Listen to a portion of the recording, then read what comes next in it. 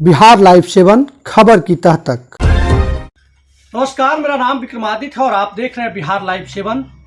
RCP Singh पर भारी पड़ गए ललन सिंह। जी हां, यह हम ऐसा इसलिए कह रहे हैं कि आरसीपी सिंह पर भारी ललन सिंह पड़ गए हैं क्योंकि कभी आरसीपी सिंह बेहद ही करीब माने जाते थे बिहार के मुख्यमंत्री नीतीश कुमार का। लेकिन आज जिस तरीके से राज्यसभा का ऐलान हुआ है उसके बाद यह साफ कहा जा सकता है कि आरसीपी सिंह पर भारी पड़ गए ललन सिंह। एक कहावत है कि राजनीति में न कोई अस्थाई दोस्त होता है, न कोई अस्थाई दुश्मन होता है।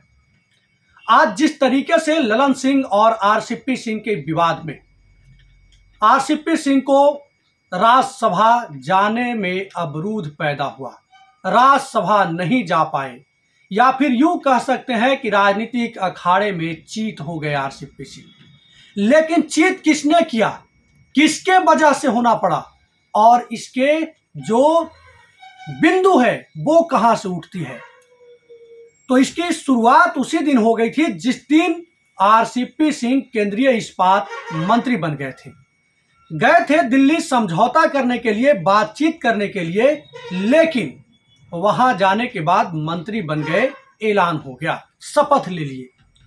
उसके बाद ही आरसीपी सिंह और ललन सिंह में दूरियां बढ़ी और दूरियां इस कदर बढ़ी कि अब तक वो नजदीकियां में नहीं बदल पाई, अब तक वो दोनों नजदीक नहीं हो पाए। मंत्रिमंडल भी बड़ा ही अजीबोगरीब खेल है और इस खेल में न जाने क्या से क्या रूप दिखा देता है। आरसीपी सिंह सीएम नीतीश कुमार के बेहद करीबी आज एक राज्यसभा सीट के लिए मुहताज हो गए, या फिर यूं कह सकते हैं कि आरसीपी सिंह और ललन सिंह की जो करीबियां थी, नजदीकियां थी, वो कितनी दूरियां में बदल गई, कितनी दूरी हुई दोनों के बीच में मंत्रिमंडल के लिए, मंत्री बनने के लिए। आपको याद होगा प्रशांत किशोर का जो घटनाक्रम था।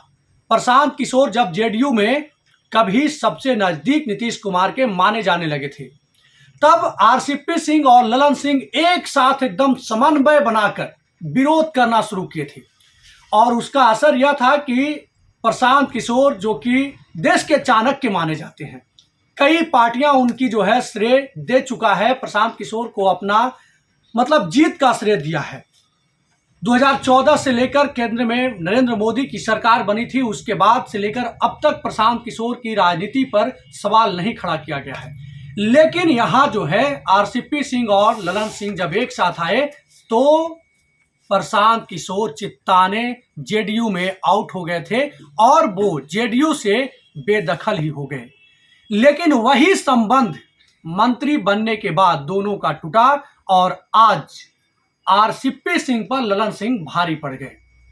हम इसका एक दूसरा अनुमान यह भी लगाते हैं, लोग कयास यह भी लगा रहे हैं, लोगों का कहना यह भी है कि आरसीपी सिंह और ललन सिंह ये दोनों में से एक को चुनने की बारी थी मुख्यमंत्री नीतीश कुमार को।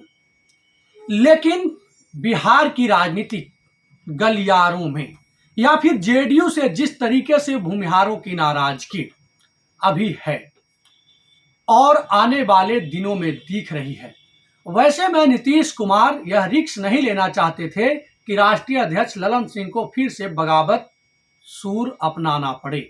ललन सिंह फिर जो है आरसीपी सिंह को लेकर विवादों में आए और पार्टी से हटकर काम करना शुरू कर दिए। लेकिन मैं इन बातों का, इन दावों का पुष्टि नहीं करता हूं।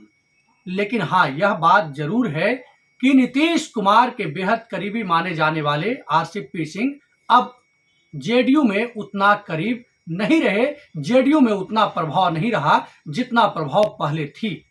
इसका एक यह भी कहा जाता है कि नीतीश कुमार से जो भी विरोध करता है उसे फजीहत झेलना ही पड़ता है और वही फजीहत आज आरसीपी सिंह झेल रहे हैं। बहरहाल आप क्या समझते हैं, क्या सोचते हैं? क्या आपको लगता है कि आरसीपी सिंह और ललन सिंह के विवाद में ललन सिंह भारी पड़ गए हैं आरसीपी सिंह पर, या फिर यह कोई राजनीतिक स्टंट है? क्या समझते हैं कमेंट बॉक्स में जरूर कमेंट करिएगा। आप सभी दर्शकों का बहुत बहुत धन्यवाद। नमस्कार।